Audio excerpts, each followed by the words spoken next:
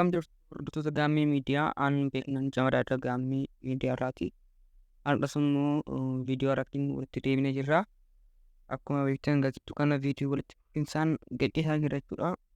Amma immoo innoo bootii keenya warri fayyadaman yaada isaan nu kaasan irraati. Bootii kana akkamitti hojjettanii kan jedhu nu gaafatanii turanii. Kanaaf bootii keenya gaammii miidiyaa kana akkamittiin akka hojjenne viidiyoo kana keessatti wal faana ilaalla jechuudha.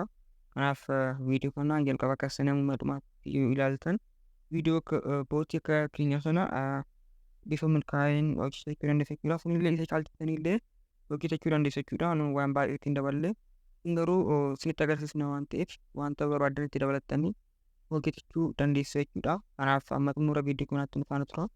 Yoo viidiyoon kun baay'ee dheeraa ta'e kutaatti qoonnee waan qopheessinuuf viidiyoo kutaa kutaatiin ilaaluu hin dagatinaa. Kanaaf amma xumura viidiyoo keenyatti nu faana turaa. Kanaaf akkuma yeroo kaanii jalqaba maal goona jechuudha. Bootiin keenya bootiiwwan warra kan warra faayidaa qabanni bootii keenya isinii kufnee jira jechuudha. Kanaaf bootii kana banachuudhaafis jalqaba maal goona jechuudha. Gara gaammii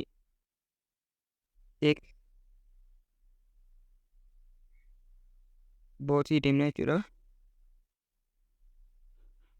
Sana booddee kan jalqaba irra dhufu jira. Isinii dhufee aatiitti dabala. Kanaaf jalqaba irra kan isinii dhufu jira jechuudha. Isa tokko jechuudha. Sana booddee start jettu. Gaafa start jettan batanoota kana isiniif fida. Isin batanoota kana tokko tokkoon ilaaluu dandeessu jechuudha. Gosa waan barbaadan irra ta'e hundaa wajjin. Kanaaf yoo promooshinii barbaadan promooshinii jira jechuudha. Kanaaf nuyi teekinooloojii kan jedhu tuqna. Teekinooloojii erga tuqnee booddee teelegiraam kan jedhu tuqnee galla jechuudha. Sana booddee beesti teelegiraam bootis kan jedhu jira. Bakka kanatti bootiiwwan teelegiraamii adda addaa gosa gosaan kuusnee isinii keenya jechuudha.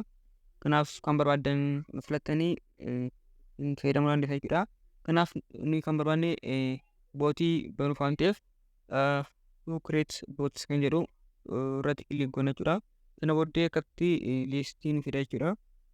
Sana booddee isa dhumarra jiru kana meenuu builder boot kan jedhu kana tuqna jechuudha. Gaafa tuqnu gara bootii kanaatti nu fida. Bootii kanatti start goona jechuudha. Start goona.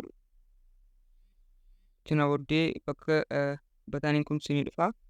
Manage bootis kan jedhu kana tuqna.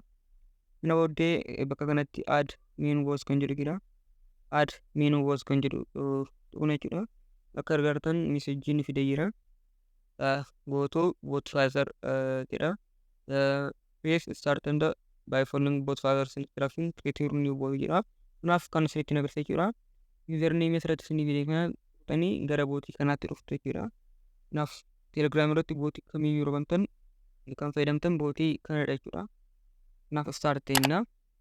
Sana booddee as keessa new bot kan jedhu barbaanna jechuudha. Sana booddee akka argitan new bot kan jedhu kanarratti tuqna jechuudha. Kanaaf new bot kan jedhu kana tuqna. Sana booddee maqaa nu gaafata jechuudha. Kanaaf maqaa isaa gaammii deemaa jennu. Sana booddee now let us use username for report jedha. Sana booddee bootii kanaaf username tokko daballa jechuudha. Username galchinaaf jechuudha. Kan nuti waa ruqisa tokko username keenya dirqama boot kan jechuutti dhumuu qaba jechuudha. Kanaaf kan aatii geshin qabnu gaammee deemoo boot kan jedhu galchina jechuudha. Kanaaf username kun hin qabne waan ta'eef koodii kana nuuf ergee jira jechuudha. Koodii kana isin eenyuuf laachuu hin qabdanii. Ani garuu koodii kana booddee revoke waan godhuuf yookaan koodii kana waan haaromsuuf rakkoon qabu haa ta'u. Kun bootii kana waan ittiin fayyadamneef isinitti agarsiisan jira malee isin garuu koodii kana namatti hin argina. Yoo namni arge bootii keessan control gochuu danda'a jechuudha. Kanaaf yoo namni isin jalaa argellee akkamitti revoke goona yoo ta'an bootii koomenti irratti nu gaafadhaa. Viidiyoo biraatiin isin hojjedha jechuudha. Kanaaf akka lakkoofsa kana takka itti buuna jechuudha. Achiin teekst koppii jedha. Kanaaf erga koppii goonee gara bootii main builderitti deemna jechuudha. Kana booddee manage bot kan tolu deemnu add main bot kan jedhu akkuma silaatti deemna jechuudha. Kana booddee koodii amma koppii goone kana bakka kanatti erginaaf jechuudha.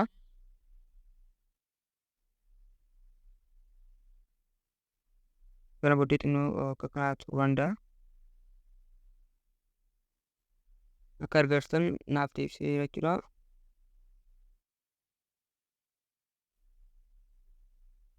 Dubartiin adeemsee jira add main botinna sana booddee erginaaf jechuudha maamilatti. Kanaaf yookiin sasseetir jedha. Kanaaf bootiin keenya jalqabeera jechuudha. Kanaaf username isaa asirratti argaa jirtu. Username kana tuqnee gara bootii keenya deemna jechuudha. Kana booddee start goona jechuudha. Akka argartan wanta kana nu fideera. Kana kan argu nu qofadha jechuudha. Warri yookaan adminii bootii kana qofatu kana arga jechuudha. Kanaaf namni biraa username kan angade yookaan fayyadamaan biraa wanta kana hin argu jechuudha. Batanoonni kun sitti mul'atanii jechuudha. Kanaaf ni wantoota main jedhaman yookaan basic jedhaman bootii tokko isaaniitiin edit goona jechuudha. Kanaaf gara bot faadaritti deemna jechuudha. Bot faadaritti erga deemnee booddee bakka kana tuqnee my bots kan jedhu kana tuqna jechuudha. Kana booddee bootiiwwan keenya jiran nuuf tarreessa jechuudha. Kana booddee kan amma banannee kaane gaammee diimuu bots kan jedhu kana tuqna. Sana booddee edit bot jennee kanaaf abaawotii galchina jechuudha.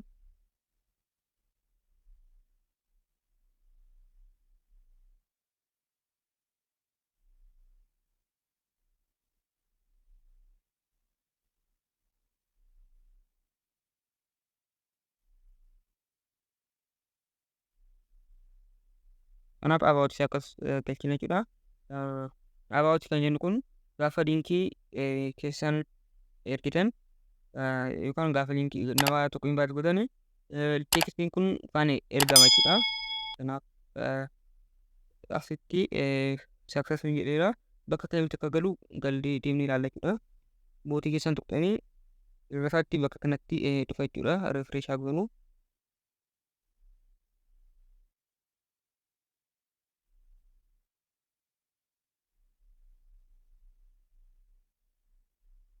Tolee deemnee ilaalla jechuudha. Rakkoon qabu. Edit description jedha.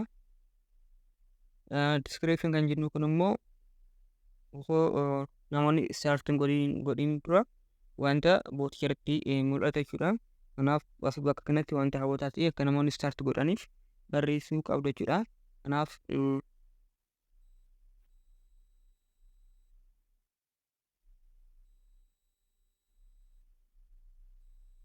kan waan jedha jechuudha. Rakkoon qabu. Sana booddee sending jedha. Sana booddee amma akka asitti update ta'aa jira. Suuraa ni ergaa jechuudha. Edit bot jedha. Sana booddee profaayilii ni ergaa jechuudha.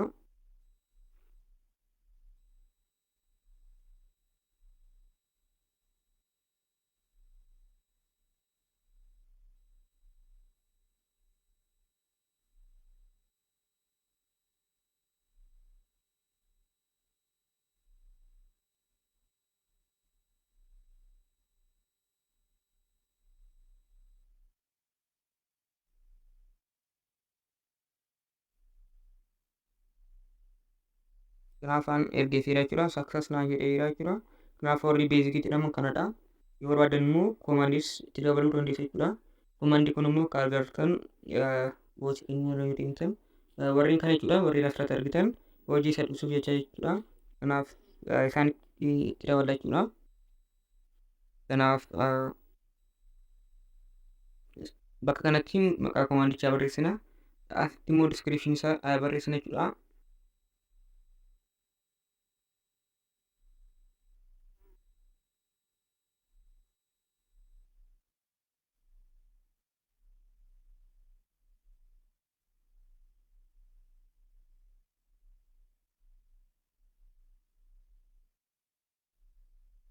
success jedhee jira jechuudha. Kanaaf gara bootii keenyaatti deebinee ilaalla jechuudha wanta hunda. Kanaaf bootii keenya gaafa tuqnu akka argitan imeejiin isaa jijjiirameera jechuudha. Akkuma argitan abaawotiin isaa bakka kanatti dhufee jira jechuudha. Kanaaf clear story goone immoo description isaa ilaalla jechuudha.